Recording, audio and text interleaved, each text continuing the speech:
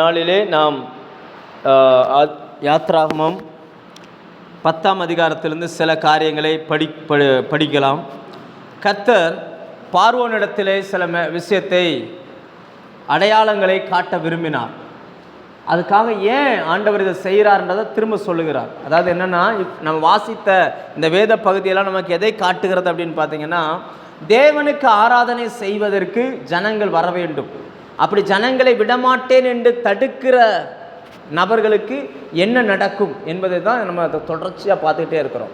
நம்ம இங்கே பார்க்குறோம், ஒரு பெரிய போராட்டமான ஒரு சூழ்நிலைகளுக்கு மத்தியில் ஆண்டவர் சொல்லுகிறார், நீ போய் பார்வோன்ட்ட சொல்லு, அவன்கிட்ட போய் சொல்லு. அவன் என்ன சொல்கிறார் அப்படின்னு பார்த்தீங்கன்னா, அடுத்து என்ன சொல்கிறாருன்னா, எதுக்காக அவனை திரும்ப பார்வோன்ட்டு அனுப்புகிறார் அப்படின்னாச்சுன்னா, 2ஆம் வசனம் சொல்லுகிறது, எகிப்திலே நடப்பித்ததையும் நான் அவர்களுக்குள் செய்த என் அடையாளங்களையும் நீ உன் பிள்ளைகளின் செவி கேட்கவும் உன் பிள்ளைகளுடைய பிள்ளைகளின் செவி கேட்கவும் விவரித்து சொல்லும்படிக்கும் நானே கர்த்தர் என்பதை நீங்கள் அறியும்படிக்கும் நான் அவன் இருதயத்தையும் அவன் ஊழியக்கார இருதயத்தையும் கடினப்படுத்தினேன்.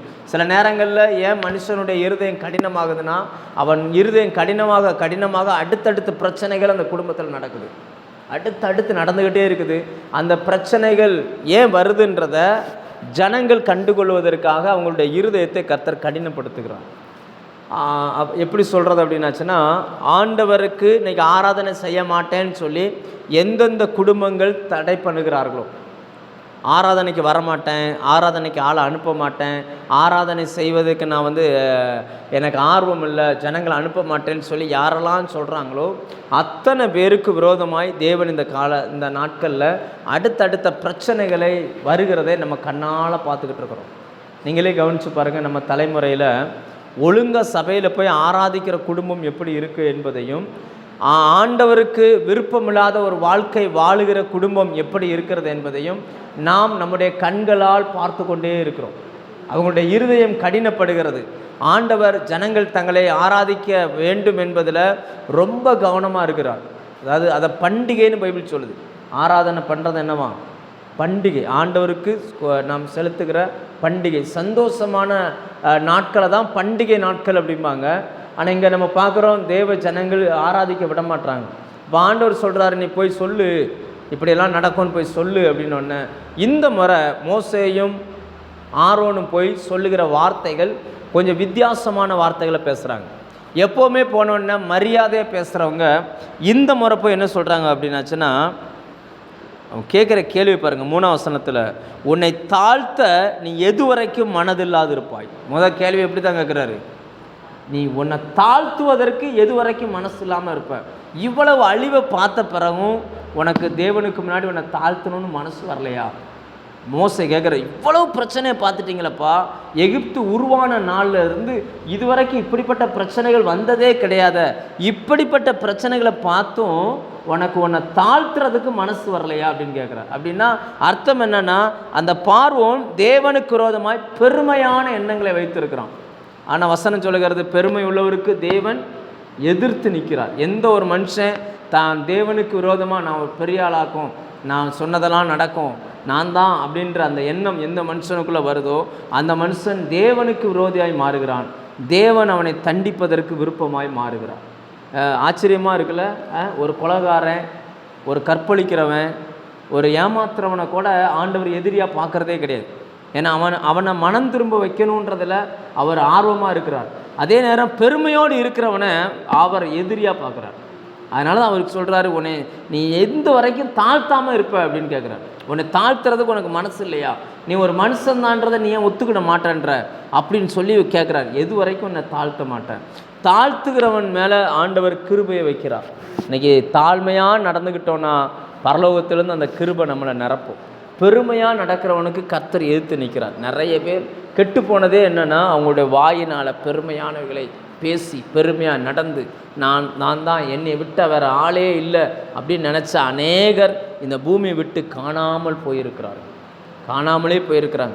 நீங்கள் உலக சரித்திரத்தையும் சரி சபை சரித்திரத்தையும் எடுத்து பாருங்கள். யாரெல்லாம் பெருமையாய் நடந்தார்களோ அத்தனை பேருடைய வாழ்க்கையுமே அடங்கி தான் போயிருக்குது. ரொம்ப பெருமையாக வாலிபத்தில் சிலர்லாம் பார்த்திங்கன்னா, சில ராஜாக்கள் தோன்றினார்கள். அந்த ராஜாக்கள்லாம் சொன்னாங்க, கிறிஸ்தவமே இருக்காது அப்படின்னாங்க. கிறிஸ்தவமே இருக்காது, கிறிஸ்தவத்தை நான் அழிச்சிருவேன். ஒருத்தரெல்லாம் சொன்னார் பைபிளே இருக்காதுன்னாரு. இன்னும் ஒரு 4-5 வருஷத்துக்குள்ளே பைபிளே இருக்காது, எல்லா பைபிளையும் நான் அழிச்சிருவேன் அப்படின்னாரு.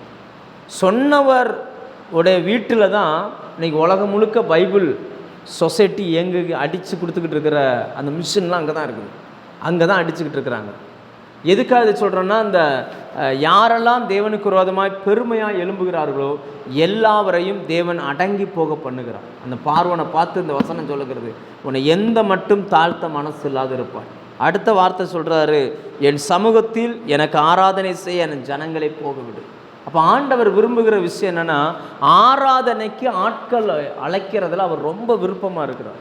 அப்படி வராத அல்லது அனுப்பாத வீடுகளில் அடுத்தடுத்த பிரச்சனைகளை நடக்கிறது தான் நம்ம யாத்ராம புக்கில் படிச்சுக்கிட்டே வரோம். அப்போ அப்படி சொல்லிட்டு என்ன சொல்கிறார் அப்படின்னு பாருங்கள். அப்படி சொல்லிட்டு சொல்கிறாரு, என் ஜனங்களை போக விட மாட்டேன் என்று சொல்வாயானால், அவர் சொல்கிறார், நான் எகிப்தின் மேலே வெட்டுக்கிளிகளை வர வைப்பேன் அப்படின்றார். நம்ம ஊரில் வெட்டுக்கிளியெல்லாம் நம்ம பார்க்குறது கஷ்டம் இல்லையா? வெட்டுக்கிளியெல்லாம் நம்ம இப்போக்குள்ளே பார்த்து இல்லை. அந்த வெட்டுக்கிளி வந்துச்சுன்னா என்ன பண்ணுன்னா, இலையை மட்டும் தின்ட்டு போயிடும். ஆண்டவர் சொல்கிறாரு, இங்கே பாரு, தேசத்தை மூடுமா. அந்த வெட்டுக்கிளி வந்து அப்படியே தரையவே மூடிடும், தரையே தெரியாது, அப்படியே மூடிடும் கம்ப்ளீட்டாக. மூடிருச்சு அப்படின்னாச்சுன்னா எங்கெங்கே பச்சை பச்சையாக இருக்கோ எல்லா பச்சையுமே சாப்பிட்டு போயிடும். வேதம் சொல்லுகிறது, இவர் சொன்ன உடனே இப்படி போய் சொல்கிறாரு, இங்கே பார்ப்பா, நீ இன்னும் உன்னை தாழ்த்தலைன்னா, ஜனங்களை போக விடலைன்னா அடுத்தடுத்து பிரச்சனை. இது நமக்கும் பொருந்தும். நம்ம வீட்டில் ஆராதனைக்கு ஆட்கள் வரலன்னா அடுத்தடுத்து குடும்பங்களில் அடி விழுந்துக்கிட்டே இருக்கும், அடுத்தடுத்து பிரச்சனை வந்துக்கிட்டே இருக்கும். நம்ம நினச்சிக்கிடுவோம் ஏன் வருது எதுக்கு வரும்னு நமக்கு தெரியாது. ஆனால் ஆண்டவர் அதை விரும்புகிறார். தேவனை ஆராதிப்பதற்கு தான் நமக்கு ஜீவன் கொடுத்தார். இன்றைக்கி நம்ம உயிரோடு இருக்கிறோம்னா கர்த்தரை ஆராதிக்கிறதுக்கு தான் வச்சுருந்துருக்கிறார். இந்த ஆராதனைக்கு நம்ம தடை பண்ணுவோமானால் அல்லது ஆராதனை அசட்டை பண்ணுவோமானால் நம்முடைய குடும்பத்திலும் இப்படிப்பட்ட பிரச்சனைகள் வரும். ஆண்டவர் ஏன் வெட்டுக்கிளி அனுப்புகிறாரு? அதெல்லாம் ஒரு பிரச்சனையா அப்படின்னாச்சுன்னா நல்லா புரிஞ்சுக்கோங்க. மனுஷன் சுவாசிப்பதற்கு காற்று எங்கேருந்து கிடைக்குதுன்னா இந்த மரங்கள் மூலமாக தான் கிடைக்குது. நம்ம படிச்சிருப்போம், சயின்ஸில் படிச்சிருப்போம், மரங்கள் பகல் வேளையில் ஆக்சிஜனை வெளியில் விடும். மனுஷன் அந்த அசுத்த வாயுவை எடுத்துக்கொண்டு நல்ல காற்று அது வெளியில் விடும். அப்போ அந்த வெட்டுக்கிளி வந்துச்சுன்னா எல்லாத்தையும் மொட்டையாக்கிடும், இலையே இருக்காது, வெறும் கம்பு தான் இருக்கும். அப்போ ஆக்சிஜனே கிடைக்காது, மனுஷன் சுவாசிப்பதற்கு காற்றே கிடைக்காது. ஆண்டவர் சொன்ன வெட்டுக்கிளி அனுப்புவேன், வெட்டுக்கிளி மூடிடும் அப்படின்ட்டார். இது கல்மலைக்கு தப்பினது. அப்போ தப்பி ஒருவேளை மழை பெஞ்சு தப்பி அதுக்கப்புறம் சில செடிகள் அதெல்லாம் முளைக்க ஆரம்பிச்சிருக்குது. அப்போ அடுத்து நான் அனுப்ப போகிறது என்ன பண்ணுன்னா முழுவதையும் மூடிடும் அப்படின்னு சொல்லிட்டு திரும்பி பார்க்காம 2 பேர் விறுவிறுன்னு வந்துட்டாங்க. வர்ற வழியில் எப்பொழுதுமே பார்வோன் பேசுவான், ஆனால் இந்த முறை பார்வோன் பேசலை. பார்வோனுடைய ஊழியக்காரன் வேலைக்காரன் அவன் பார்வோன்கிட்ட பேசுகிறான், ஐயா உங்களுக்கு கொஞ்சம் கூட அறிவு இருக்கா ஐயா? இவ்வளவு கஷ்டப்படுறீங்களே, எகிப்து அழிந்து போகிறது உங்களுக்கு தெரியலையா? விட்டுருங்க ஐயா, அவங்க போகட்டும் அப்படின்ற. விட்டுருங்க, அவங்க போய் என்ன செய்யட்டும், ஆராதனை பண்ணட்டும், விட்டுருங்க அப்படின்றார். இன்றைக்கி பாருங்கள், சில மனுஷங்களே சொல்கிறாங்க, இயேசுவை அறியாதவங்களே சொல்கிறாங்க, போய் கடவுளை தேடுங்கப்பா. டாக்டர்லாம் பார்த்தீங்கன்னா முடியாத கண்டிஷன் வந்தோன்னு அவர் சொல்லிடுவார், இதுக்கு மேலே கடவுள் தான் உங்களை காப்பாற்றணும் அப்படின்னு சொல்லிடுவார். ஏன்னா எவ்வளவுக்கு எவ்வளவு முடியுமோ அவ்வளோக்கு எவ்வளோ போராடி பார்க்குறாங்க. முடியலைன்னா கடவுள் தான்ப்பா பார்க்கணும், கடவுள்கிட்ட போயிடுங்க அப்படின்னு அந்த மாதிரி சொல்லிடுறாங்க. இந்த வேலைக்காரங்க சொல்கிறாங்க, எகிப்து அழிஞ்சு போகிறது உனக்கு தெரியலையா? பாருங்கள், அந்த பார்வோன் அவ்வளவு பெருமை உள்ளவர்கள் தனக்கு வருகிற அழிவை கண்டுபிடிக்கவே மாட்டாங்க. அவன் அழிவு அடுத்தடுத்து தேசங்களுக்குள்ள அழிவு வந்துக்கிட்டு இருக்குது. அந்த ராஜா அதை பற்றி கவலைப்படவே இல்லை. அவனுடைய நோக்கமெல்லாம் என்னென்னா அவனை விடமாட்டேன், ஆராதனை செய்ய விடமாட்டேன், அதில் பிடிவாதமாக இருக்கிறான். ஒரு மனுஷனுடைய பிடிவாதம் ஒரு தேசத்தை அழிக்கிறது போல் இன்றைக்கி நம்முடைய குடும்பங்களில் ஒரு ஆளுடைய பிடிவாதம் நம்ம குடும்பத்தையே அழிக்குது, நம்ம குடும்பத்தின் சந்தோஷத்தை கெடுக்குது. சபைக்குள்ளே யாராவது ஒரு ஆள் பிடிவாதமாக இருந்துட்டாங்கன்னா சபையினுடைய ஆசீர்வாதமே கெட்டு போகுது. அப்போ இந்த பிடிவாதத்தை நம்ம விட்டுறணும். அடுத்து என்ன நடக்குன்னா, அவன் கூப்பிட்டு ஒரு விஷயம் சொல்கிறான் பாருங்கள். இப்போ என்ன, உங்களுக்கு ஆராதனை செய்யணும் அவ்வளோதானே, அப்படி அவன் சொல்கிறான், எல்லாரும் போகாதீங்க, யாராவது ஒரு ஆள் போங்கன்றோம். அடுத்து இப்போ எங்கே வந்துட்டான், யாராவது ஒரு ஆள் போங்க, எல்லாரும் போகாதீங்க, அதுவும் ஆண்கள் மட்டும் போங்க, பெண்களும் குழந்தைகளும் போக வேண்டாம் அப்படின்னு உடனே மோசைக்கு ரொம்ப கோபம் வந்துருச்சு. அவர் என்ன சொல்கிறார் பாருங்கள், 9ஆம் வசனம், 9ஆம் வசனம் வாசிங்க. 9ஆம் வசனம். அப்போ அதற்கு மோசே சொல்கிறார், எங்கள் இளைஞர் யாரெல்லாம் ஆராதிக்க போகணும்? வாலிபர்கள், முதியவர்கள், எங்கள் குமாரர், எங்கள் குமாரத்தி, அடுத்த ஆடுகள் எங்கள் மாடுகளோடு கூட்டிக் கொண்டு கர்த்தருக்கு பண்டிகை கொண்டாட வேண்டும். ஆராதனைன்னா கொண்டாட்டம், சந்தோஷம். அந்த ஆராதனைக்கு யாரெல்லாம் வரணும்னா வாலிபர்கள் வரணும், வீட்டில் இருக்கிற முதியவர்கள் வரணும், சின்ன பிள்ளைங்க வரணும், பொம்பளை பிள்ளைங்க வரணும், எல்லாரும் குடும்பமாக வரணும். இதுதான் வேதம் நமக்கு கற்றுக் கொடுக்கறது. ஆனால் இன்றைக்கி நம்ம சூழ்நிலையை பாருங்கள், நிறைய வீடுகளில் பார்த்திங்கன்னா குடும்பமாக வர்றதே கிடையாது. சிலருக்கு ஏதாவது வேலைக்கு போயிருந்தாங்க, படிக்க போயிருந்தாங்க, ஸ்கூலுக்கு போயிருந்தாங்க, டியூஷனுக்கு போயிருந்தாங்க. ஆராதனை இருக்கிற அன்னைக்கு படிப்பு இருந்தால் கூட அவங்க படிப்புக்கு தான் முக்கியத்துவம் கொடுக்குறாங்க. ஆனால் இன்றைக்கி அப்படி இருக்கக்கூடாது. ஆராதனைன்னு வந்துருச்சுன்னா குடும்பமாய் கர்த்தருடைய சமூகத்தில் வந்து நிற்கணும். அந்த வசனம் சொல்லுகிறது அது பண்டிகை. ஆராதனை எப்படிப்பட்டதான்? பண்டிகையை நாங்கள் கொண்டாட வேண்டும் சொல்கிறாரு. ஆராதனைனாலே ஒரு சந்தோஷம், ஆராதனைக்கு போகணுன்னாலே ஒரு மகிழ்ச்சி. நாங்கள் ரட்சிக்கப்பட்ட புதுசுலலாம் ஞாயிற்றுக்கிழமைன்னு வந்துருச்சுன்னா வள்ளியூரில் சிஎஸ்ஐ சர்ச்சுக்கு தான் ஃபஸ்ட்டு நான் போய்கிட்டு இருந்தேன். 7:30 மணிக்கு சர்ச்சு திறப்பாங்க. சர்ச்சு திறக்கிறதுக்கு முன்னாடியே நான் போய் அங்கே நிற்பேன். சர்ச்சு திறந்த அந்த அண்ணன் அப்படி தான் கூட்டுவார். அவர் கூட்டும் போதெல்லாம் நானும் கூட நின்று கூட்டிக்கிட்டு இருப்பேன். அவர் சொல்லுவார், எனக்கு விவரம் தெரிஞ்சு எவனுமே இத்தனை மணிக்கு வந்தது கிடையாதா அப்படின்பார். அப்படி நாங்கள் போகும்போது அந்த பைபிள் வாசிக்கிற முதல் வேத பாடம், 2ஆம் வேத பாடம், அதில் முதல் வேத பாடம் வாசிக்கிறதுக்கு எனக்கு கொடுப்பார். நீங்கள் வாசிங்க அப்படின்னு சொல்லி. ஏன்னா நான் ஃபஸ்ட்டு முன்னாடி போயிருக்கிறேன் அப்படின்றக்கா. அப்படிப்பட்ட காலங்களெல்லாம் இருந்துச்சு. இன்றைக்கி அதே பழக்கம் நம்ம ஆராதனையிலையும் வருது. ஆனால் இங்கே வந்து பார்த்தா எந்த விசுவாசியும் முன்னாடி வர மாட்டாங்க. ஆராதனை பண்ணி பிரசங்கத்துக்கு வருது சில விசுவாசிகள். இவர்கள் சந்தோஷம் கொண்டாட வரல. ஆண்டவர் சொல்கிறார் அது கொண்டாட்டம் அப்படின்றார். ஆராதனை என்பது கொண்டாட்டம். அதுக்கு பிசாசு ஒரு பதில் சொல்கிறான். அவன் பார்வோன் என்ன சொல்கிறான் அப்படின்னாச்சுன்னா, நான் உங்களையும் உங்கள் குழந்தைகளையும் எப்படி விடுவேனோ அப்படின்னா, நான் எப்படி விட முடியும்? கர்த்தர் உங்களோடு இருப்பாராக, எச்சரிக்கையாக இருங்க, உங்களுக்கு பொல்லாப்பு நேரிடும், அப்படி வேண்டாம். அவன் பாருங்கள் மாற்றி மாற்றி பேசுகிறான். நீங்கள் மட்டும் போங்க, புருஷராகிய நீங்கள் மட்டும் போய் ஆராதனை செய்யுங்கள். நீங்கள் இதைத்தானே விரும்புகிறீங்க. ஆராதனைக்கு போனோம், எப்பா சர்ச்சுக்கு போனோம், அவ்வளோதானே, ஒரு ஆள் சர்ச்சுக்கு போ, மற்றவங்களாம் வேறு வேலைப்பார் அப்படின்னு சொல்கிறான். சொன்ன உடனே அவருக்கு கோவம் வந்துருச்சு பாருங்கள். அப்படி சொல்லிவிட்டு பார்வோன் சமூகத்திலிருந்து துரத்தி விடப்பட்டார்கள். அவன் கோவப்படுறான். ஒரு ஆள் போங்கப்பா. இன்றைக்கும் பிசாசு அந்த தந்திரத்தை பிளான் பண்ணுறான். நிறைய குடும்பத்தில் சொல்கிறான், ஒரு ஆள் போனால் பதாதா. சிலர்லாம் ஒரு ஆள் இப்படி சொன்னாங்களாம், புருஷனும் பொண்டாட்டியும் ஒரே சரீரமாக இருக்கிறாங்க, ஒரு ஆள் மட்டும் சர்ச்சுக்கு போனால் அந்த ஆள் பரலோகத்துக்கு போகும்போது புருஷனும் கூட போயிடுவாராம். எப்படி? பொண்டாட்டி மட்டும். நம்ம ஊரில் தலைகீழ இருக்குது. நம்ம ஊரில் பெண்கள் தான் வர்றாங்க, ஆண்கள் சர்ச்சுக்கு வர மாட்டாங்க. அப்போ பொண்டாட்டி சர்ச்சுக்கு வந்தாங்கன்னா பொண்டாட்டியும் புருஷனும் ஒரே மாம்சம்ல, பொண்டாட்டியை ஆண்டவர் பரலோகத்துக்கு எடுக்கும்போது புருஷனையும் சேர்த்து எடுத்துக்கிடுவாங்க. இப்படி யாரோ சொல்லி யாரோ என்கிட்ட சொன்னாங்க. இதெல்லாம் கிடையவே கிடையாது. பூமியில் தான் கணவன் மனைவி உறவுகளெல்லாம் இந்த பூமியில் தான்.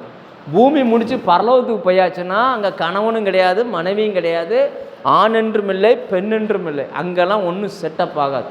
பரலோகம் போகணுன்னா கட்டாயமாக ஆராதனைக்கு வந்து தான் ஆகணும். அது வாலிபனாக இருக்கட்டும், முதியோராக இருக்கட்டும், சின்ன பிள்ளையாக இருக்கட்டும், யாராக வேணாலும் ஆராதனையில் எல்லாருமே இருக்கணும். வாலிபர்கள் இருக்கணும், முதியோர்கள் இருக்கணும், சின்ன பிள்ளைங்க இருக்கணும், ஆராதனையில் எல்லாருமே இருக்கணும். சில ஆராதனையிலலாம் பார்த்திங்கன்னா சின்ன பிள்ளைங்க இருக்காது. சின்ன பிள்ளைகள்லாம் சண்டே கிளாஸ்க்கு அனுப்பிவிட்ருவோம். நம்ம சர்ச்சில் கூட முந்தி நடந்துச்சு அந்த மாதிரி ஒரு கூத்து. ஆராதனைன்னு வந்துச்சுன்னா சின்ன பிள்ளைகள்லாம் என்ன பண்ணிடுவாங்க, அப்போ அது உடனே ஆராதனைக்கு டிஸ்டர்பன்ஸாக இருக்குது அப்படின்னு. ஆனால் ஆண்டவர் சொல்கிறா அப்படி கிடையாது, எல்லோரும் இருக்கணும். சின்ன பிள்ளைங்க விளையாட்டுத்தனமாக இருந்தால் கூட பரவாயில்ல, அது அப்படி தான் இருக்கும். போக போக கற்றுக்கணும், வளர வளர அது கற்றுக்கணும். எல்லோரும் இருக்கணும். அதான் சபை. சில சபைக்கெல்லாம் போனீங்கன்னா வயசானவங்க மட்டும் உட்காந்துருப்பாங்க. சில சபைக்கு போனீங்கன்னா வாலிப பிள்ளைங்க மட்டும் உட்காந்துருப்பாங்க. சில சபைக்கு போனீங்கன்னா பிள்ளைகளே இருக்காது, பெற்றோர்கள் மட்டும் இருப்பாங்க. அப்படி கிடையாது, எல்லாரும் இருக்கணும். எல்லாரும் சேர்ந்து தான் கர்த்தரை ஆராதிக்கிற சபை. சபையில் பார்த்திங்கன்னா பலதரப்பட்ட மக்களோடு நம்ம பழக வேண்டியிருக்கும்.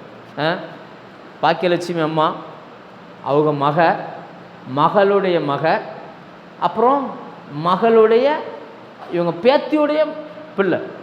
இப்போ 4 தலைமுறை நம்ம சபைக்கு வர்றாங்க. 4 தலைமுறையும் ஒன்றா நின்று கர்த்தரை ஆராதிக்குது. நம்ம பார்க்குறோம் இல்லையா? இவங்க வர்றாங்க, இவங்க மக வர்றாங்க, அவங்க மக சரசக்கா வராங்க, சரசக்காவுடைய பிள்ளை வர்ஷா வர்றாங்க. இப்போ ஆராதனைன்னு வந்துன்னா 4 தலைமுறை நின்று கர்த்தரை என்ன பண்ணுது? ஆராதனை. இதுதான் தேவனுடைய ஆராதனை. இப்படி தான் இருக்கணும்னு வேதம் சொல்லுகிறது. பிசாசு என்ன சொல்கிறான் அப்படின்னா, அதுக்கு இடையில பிசாசு சொல்கிறான், இப்போ சர்ச்சுக்கு தானே போகணும், ஒரு ஆள் போனால் பத்தாதா? உடனே என்ன ஆகுது? வருஷா மட்டும் வருது, அம்மாவை காணும், பாட்டியை காணும். என்னம்மா அம்மாவை காணும், பாட்டியை காணும்? கல்யாண வீட்டுக்கு போயிருக்காங்க. இப்போ எங்கே போயிடுச்சு? இது பிசாசுனுடைய தந்திரம். ஒரு ஆள் மட்டும் போங்க, எல்லாரும் போக வேண்டாம். சில நேரங்களில் ஆராதனை அன்னைக்கு வேலைக்கு போயிருந்தாங்க, ஆராதனை அன்னைக்கு எங்கேயாவது போய் நிற்கிறாங்க. ஆண்டவர் அதை விரும்பவே இல்லை. அடுத்து அதுக்கு என்ன பண்ணார்னா, வேதம் சொல்லுகிறது, அவர் அப்படி கீழ்காற்றை வீச விட்டாராம். காற்று பயங்கரமான காற்று அடிக்குது, பகலும் அடிக்குது, ராத்திரி அடிக்குது. விடிய கால வேலையில் வெட்டுக்கிளியை கொண்டு வந்து தேசமே மூடி அந்தகாரப்பட்டுருச்சு. அப்படின்னா என்னன்னா, பூமியில் வரல அந்த வெட்டுக்கிளி, இங்கே வரல, பூமியிலேருந்து ஒரு 5-6 அடி உயரத்துக்கு மேலே வெட்டுக்கிளிகள் அப்படியே மூடிருச்சு. சூரிய வெளிச்சமே உள்ளே விழாத அளவுக்கு அப்படி மூடி மரங்கள், செடிகள், கொடிகள் எங்கெல்லாம் இருக்கோ எல்லாத்தையும் தின்றுச்சு. ஒரு பச்சை இலை கூட இல்லையாம். அப்படி இருக்கல வசனம், ஒரு பச்சை இலை கூட இல்லையாம். அப்படின்னா சுவாசிக்கிறதுக்கு காற்றே இல்லை, மூச்சு திணறுது, என்ன பண்ணுறதுன்னு தெரியல. உடனே அவன் கூப்பிட்டு சொல்கிறான், ஐயா தயவு செய்து இந்த வெட்டுக்கிளியை போகும்படி செய்யுங்க, இப்போ எங்களால் வாழ முடியலை, இந்த ஒரு தடவை நான் செஞ்ச பாவத்தை எனக்கு மன்னிங்கன்னு சொல்லி அவன் மன்னிப்பு கேட்குற அளவுக்கு ஆண்டவர் கொண்டு வருகிறான். நல்லா புரிஞ்சுக்கணும், ஆராதனைக்கு செய்ய விட மாட்டேன், ஆராதனைக்கு வரமாட்டேன் அப்படி இப்படின்னு பண்ணால் என்ன நடக்கும்னா, ஆண்டவர் மெயின் மேட்டரில் கொண்டு போய் கையை வைக்கிறார், வாழவே முடியாதுன்ற இடத்துல கொண்டு போய் கையை வைக்கிறார். ஆனால் இன்றைக்கி நிறைய கிறிஸ்தவங்களுக்குள்ள இந்த விஷயமே புரிய மாட்டாங்குது. ஆராதனைக்கு போகாததுனால தான் இவ்வளோ பிரச்சனைன்றது தெரிய மாட்டேங்குது. அவங்க என்ன சொல்லுவாங்கன்னா, குடும்பத்தில் யாராவது ஒரு ஆள் வருவாங்க, 2 ஆள் வருவாங்க, பிரச்சனை வந்த உடனே என்ன பண்ணுவாங்கன்னா, அந்த பிரச்சனை அந்த ஒழுங்காக வார ஆளுகிட்ட போய் சொல்லுவாங்க, ஆமாம் நீ ஜோமணி என்ன கிடச்சிச்சும்பாங்க. அவன் ஜோமனை வராததுனால தான் இந்த பிரச்சனைன்றது அந்த மனுஷனுக்கு புரியலை. அந்த மனுஷன் என்ன பண்ணுறான்னா, ஒழுங்காக வர்ற ஆளையும் சேர்த்து கெடுக்கிறான். நீ போய் ஜோமணி என்ன கண்ட, பைபிள் எடுத்துகிட்டு போகிற என்ன கண்ட, ஆண்டவர் உனக்கு என்ன கொடுத்தாரு, அப்படியாக்கும் இப்படியாக்கும் அப்படின்னு சொல்லி இதை தேவையில்லாத வார்த்தைகள். ஸோ நம் வேதத்தில் நம்ம பார்க்குறோம், அதற்கான அழிவை கர்த்தர் உண்டு பண்ணினார். ஆனால் மோசே அந்த சத்தத்தை கேட்ட உடனே வெளியில் வந்து தன் தேவனை நோக்கி விண்ணப்பம் பண்ண ஆரம்பித்தான். அந்த வெட்டுக்கிளிகள் தேசத்தை விட்டு போனது. இதில் முக்கியமான ஒரு விஷயம் என்னென்னா, ஆண்டவர் சொல்லும் பொழுது சொன்னார், அந்த அந்த பார்வோன்ட்ட சொல்கிறாரு, நீயும் உன் பிதாக்களின் பிதாக்களும் எகிப்து உண்டான நாள் முதல் இப்படிப்பட்ட ஒரு அழிவை நீ கண்டதே இல்லை அப்படின்ட்டார். அப்படிப்பட்ட ஒரு அழிவை நான் கொண்டு வர போகிறேன் உனக்கு அப்படின்னு சொல்லி அந்த வெட்டுக்கிளிகளை அனுப்பினார். நிறைய இன்றைக்கும் சில இடங்களில் இப்படிப்பட்ட சம்பவங்கள் நடந்து கொண்டு தான் இருக்குது. நீங்களே யோசிச்சு பாருங்கள், நம்ம ஊரில் பச்சை இலையே இல்லாமல் இருந்துச்சுன்னா ஊர் எப்படி இருக்கும்? ஒரு பச்சை இலை கூட கிடையாது, எங்கேயுமே கிடையாது. அங்கேருந்து தான் ஆக்சிஜன் வருது. இப்போ அந்த ஆக்சிஜனே ஸ்டாப் ஆகுது, மனுஷனுக்கு சுவாசிக்க முடியலை. அப்படியே பூமியில் ஃபுல்லாக இலைகள் எதுவுமே இல்லைன்னா காற்று வராது. காற்று வரலைன்னா மனுஷனால் ஜீவிக்க முடியாது. மனுஷனுக்கு ஜீவிக்க முடியலைன்னா மூச்சு முட்டிரும். அது எவ்வளோ பெரிய விளைவை கொண்டு வந்துடும். வசனம் சொல்ல அப்படியே பூமியை மூடிருச்சான். வெட்டுக்கிளி வந்து அப்படியே மூடி நிற்குது. இதெல்லாம் கற்பனை கூட நம்மளால் பண்ணி பார்க்க முடியல. அப்படிப்பட்ட அழிவுகளை தேவன் அந்த நாட்களில் அனுமதித்தார். ஏனென்றால் அந்த அழிவுகள் எதற்காகனா, கர்த்தரை அவர்கள் எப்படியாகிலும் தேட வேண்டும் என்பதற்காக தேவன் தீர்மானித்தார். அந்த ஜனங்கள் அதில் கோட்டை விட்டாங்க. இன்றைக்கி நமக்கு அப்படிப்பட்ட வாய்ப்பை கர்த்தர் கொடுத்திருக்கிறார்.